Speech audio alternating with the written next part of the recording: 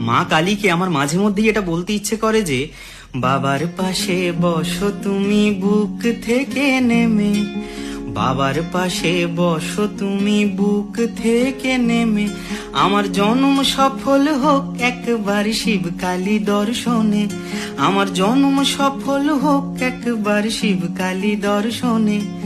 জোড়ায় প্রণাম করব মাগো, জোড়ায় প্রণাম করব মাগো, একই সাথে বাপ মাকে, বল না মাগো ঘটক ছিল কে?